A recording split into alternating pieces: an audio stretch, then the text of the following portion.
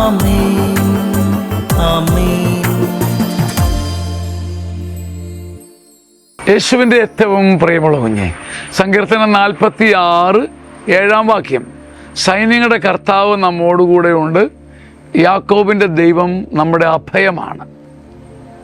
പ്രത്യേകിച്ച് പുതുമയൊന്നും ചിലപ്പോൾ തോന്നത്തില്ല നിരന്തരം വചനം വായിക്കുന്നവർക്ക്. പക്ഷേ രസകരമായൊരു സംഗതിയുള്ളത് 46 സങ്കീർത്തനത്തിൻ്റെ 11 വാക്യങ്ങളിൽ 2 തവണ എഴുത്തുകാരൻ പറയുക. 7 വാക്യത്തിലും 11 വാക്യത്തിലും ഒരേ കാര്യം, സൈന്യങ്ങളുടെ കർത്താവായ ദൈവം നമ്മുടെ കൂടെ ഉണ്ട്, യാക്കോബിൻ്റെ ദൈവം നമ്മുടെ അഭയമാണ്. ഈ 11 വാക്യങ്ങൾക്കിടയ്ക്ക് എഴുത്തുകാരൻ 2 തവണ ആവർത്തിച്ച് പറഞ്ഞത് എന്തുകൊണ്ടായിരിക്കും? അതിൻ്റെ അർത്ഥം അദ്ദേഹം തന്നെ ഈ വചനം തന്നോട് തന്നെ ആവർത്തിച്ചു. അത് നാം എന്ത് ചെയ്യണം? വായിക്കുന്ന വചനങ്ങൾ നമ്മളോട് തന്നെ പേർത്തും പറയണം. മറക്കല്ലേ കേട്ടോ. സൈന്യങ്ങളുടെ ദൈവമായ കർത്താവ് നമ്മുടെ കൂടെയുണ്ട്, യാക്കോബിൻ്റെ ദൈവം നമ്മുടെ അഭയകേന്ദ്രമാണ്. ആവർത്തിച്ചൊന്ന് പറഞ്ഞു നോക്കിക്കേ. ഒരു അഭയമില്ലാത്ത അവസ്ഥയിൽ, ചങ്ക് വിരളി പൂണ്ട അവസ്ഥയിൽ നമ്മളിന്ന് ആവർത്തിച്ച് നോക്കിക്കേ. സങ്കീർത്തനം 46 2 തവണ എഴുത്തുകാരൻ ഇത് ആവർത്തിച്ചിട്ടുണ്ടെങ്കിൽ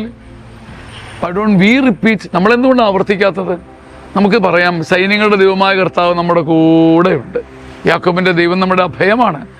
ഇന്ന് നമ്മൾ മാത്രമല്ല, പണ്ട് യാക്കോബിനെ സഹായിച്ച ദൈവം ഇന്ന് നമ്മളെയും സഹായിക്കും. ആമേൻ ആമേൻ ആമേൻ.